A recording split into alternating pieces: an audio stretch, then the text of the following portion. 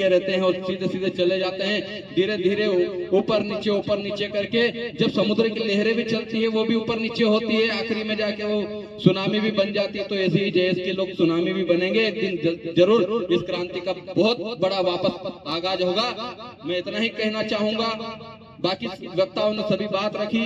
मैं बड़वानी की जुलवाने की पूरी टीम जुलवाने को नमन करता हूं हमारे पुरखे खत्रिजों को।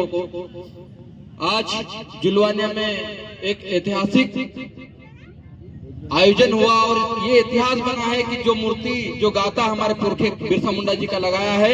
एक बार आयोजन कमेटी के लिए जोरदार तालियां बजाइए साथियों, क्योंकि यह गाता ये रहेंगे तब भी रहेगा, ये नहीं रहेंगे इनकी पीढ़ियां रहेगी, इनके बच्चे रहेंगे तब भी ये गाता रहेगा। तब भी लोग देखेंगे कि बिरसा मुंडा जी यहाँ पर हैं और बिरसा मुंडा जी को नमन करते हुए जाएंगे।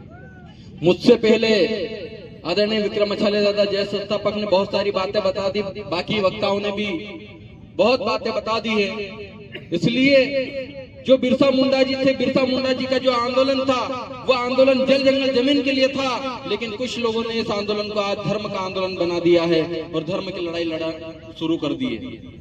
ये चिंता का विषय है।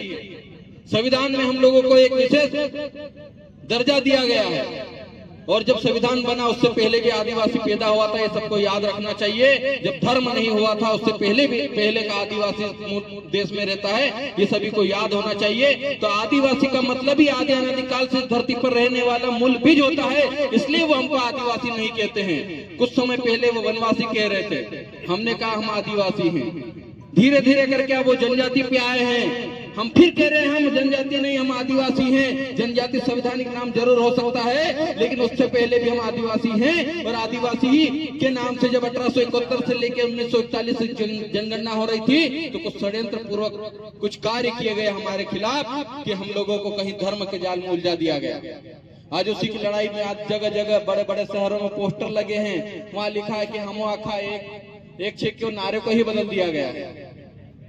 तो धर्म की लड़ाई नहीं, हमारी जल जंगल जमीन और हमारे संवैधानिक अधिकारों की लड़ाई है। इस लड़ाई को वैसे ही रखिए और हमारी सांस्कृतिक जो पहचान है उसको सम्मान कीजिए, क्योंकि आपका भी दायित्व तो बनता है कि हमारी सांस्कृतिक पहचान का सम्मान किया जाए। जब बिरसा मुंडा जी 25 साल की उम्र में, जिस उम्र में बच्चे मैच्योर होते हैं, सोचने समझने की शक्ति प्राप्त होती है, उस उम्र में बिरसा मुंडा जी धरती आबा महामानव क्रांति सूर्य बिरसा मुंडा कहला गए। ये बहुत बड़ी बात है साथियों।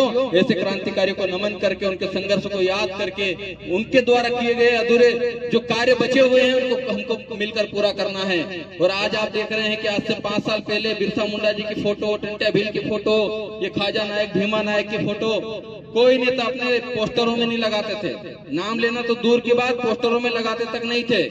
लेकिन जब से जेएस की पीली क्रांति चली है, उन्होंने कहा टंट्या भील हमारे लिए लड़े थे, बिरसा मुंडा हमारे लिए लड़े थे, भीमा नायक लड़े थे। तो आज देखिए, आज 15 नवंबर को बिरसा मुंडा जयंती पर जगह जगह बिरसा मुंडा जी का कार्यक्रम करने को तो मजबूर कर दिया आप लोगों ने। ये सब आप लोगों की क्रांति, ये ऐसे नहीं हुआ।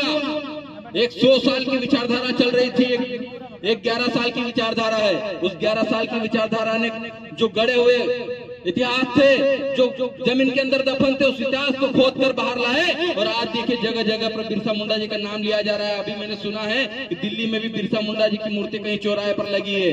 अच्छी बात है, कम से कम हम लोगों के कारण हम सब जो मेहनत कर रहे हैं, जो समाज में जागरूकता ला रहे हैं, जो समाज के लिए संघर्ष कर रहे हैं, उन सबकी वैचारिक क्रांति देखिए आज बिरसा मुंडा जी जगह जगह खड़े हो गए। आने वाले समय में टंट्या भील भी खड़े होंगे, आने वाले समय में भीमा नायक भी, बिरजू नायक भी, ख्वाजा नायक, बाबा साहब जयपाल सिंह मुंडा, हम सब लोगों को इनको जग बताना है, इनके बारे में बताना है। और भी बहुत सारे क्रांतिकारी हैं जिनका नाम अभी भी दफन है, उनको खोदना, उनका इतिहास बताना है, खोदना है। क्योंकि हम लोग जब तक नहीं बताएंगे तब तक वो सुनने वाले नहीं हैं। लेकिन आप एक चीज की खुशी बहुत हो रही है कि आज जगह जगह जहां जहां पर भी बिरसा मुंडा जी का नाम ले रहे हैं। जो लोग हमारे महापुरुषों का नाम नहीं लेते थे वो आज नतमस्तक हो रहे हैं। आप लोगों की वैचारिक क्रांति का परिणाम है।